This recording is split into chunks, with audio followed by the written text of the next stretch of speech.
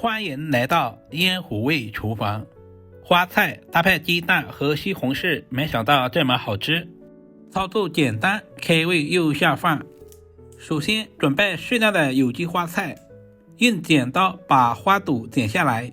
經過霜打過後的花菜，澱粉慢慢的轉化為糖分，吃起來清甜感特別突出，主要是沒有生澀味。中間的菜梗我們也不要直接扔了，可以用來炒肉吃。接着用剪刀把大肚剪成小朵，盡可能的剪均勻一些，使其在下一步的烹飪過程中成熟度一致。因為花菜的結構比較複雜，我們要多加一個步驟，往裡面加入一勺普通麵粉，大半勺的食鹽，倒滿多一點的清水，浸泡10分鐘左右。因為花菜難免藏有一些蟲卵或者是細菌，食鹽有消毒殺菌的作用，麵粉有很強的吸附性。接下來簡單的處理一下西紅柿。挑選西紅柿，我們要挑選這種帶有綠色葉子的，這種西紅柿剛採摘回來不久，比較新鮮。在頂部劃上10色花刀，這一步的目的是方便去除西紅柿的表皮。把處理好的西紅柿放在大一點的碗中，倒入100度的開水，浸泡10分鐘左右。在浸泡的過程中，我們要稍微的翻動一下，使西紅柿受液更均匀。下面簡單的準備一些配菜，一小塊老薑切成薄片，再切成薑絲，最後切成稍微细一點的薑末，全部切好放在小碗中。一小把清洗乾淨的香蔥，我們只要蔥白部分，把蔥白切成稍微短一點的蔥花，全部切好和薑末放在一起。接着準備一個小碗，往碗中打入幾個雞蛋，雞蛋的數量也是根據家裡人口的多少來定。今天的雞蛋不需要打散，放在一旁備用。往鍋中加入少許的食用油，接下來把雞蛋直接倒在鍋中，把火調到最小，然後靠上鍋蓋，大約燜2分鐘左右，使蛋黃快速的定型。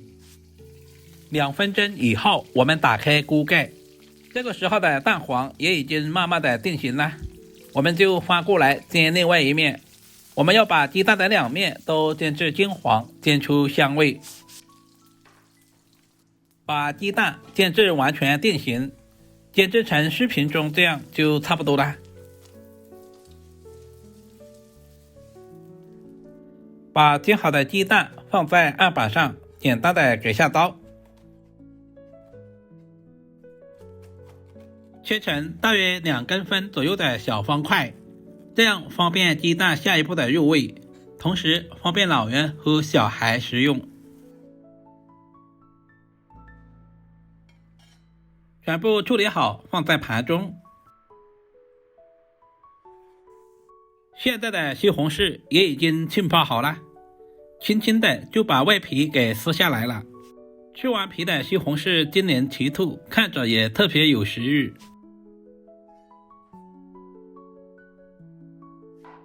去完皮的西紅柿對半切開，中間的硬心比較硬，我們直接切下來。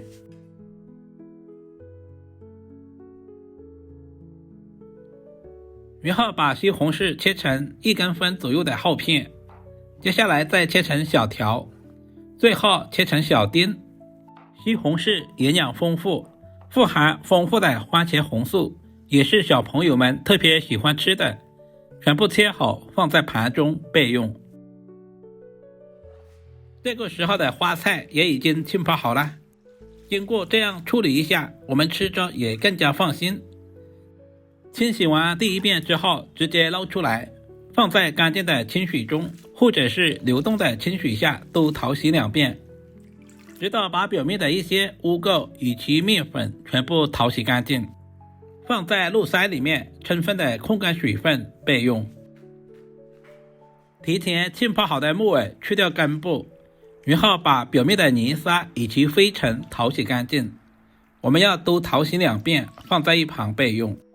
起鍋加入平常炒菜多一點的食用油，有條件的可以加入豬油。把控乾水分的花菜直接倒在鍋中，開大火不停的翻炒。這一步的目的是把花菜表面的水分炒乾，炒出香味。很多人炒花菜喜歡用焯水的方式，其實那樣焯過水之後，營養和口感都會大打折扣。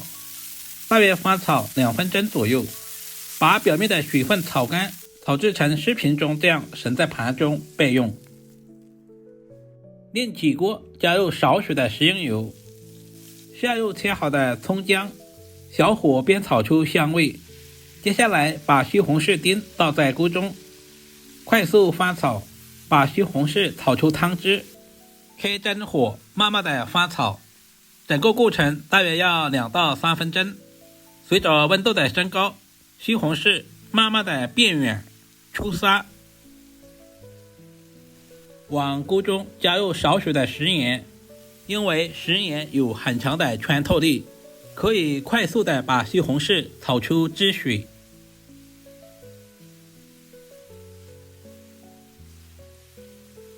翻炒成視頻中這樣子就差不多啦。接下來把處理好的木耳也倒在鍋中，快速的翻炒均勻，使木耳和西紅柿完美的融合。炒好的花菜也倒在鍋中，快速翻炒均勻，使花菜和所有的食材完全的融合。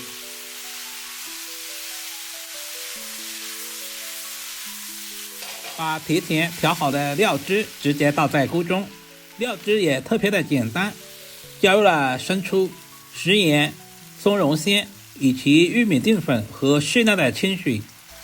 接下來把處理好的雞蛋也倒在鍋中，快速翻炒均勻，使雞蛋和所有的配菜完美的融合。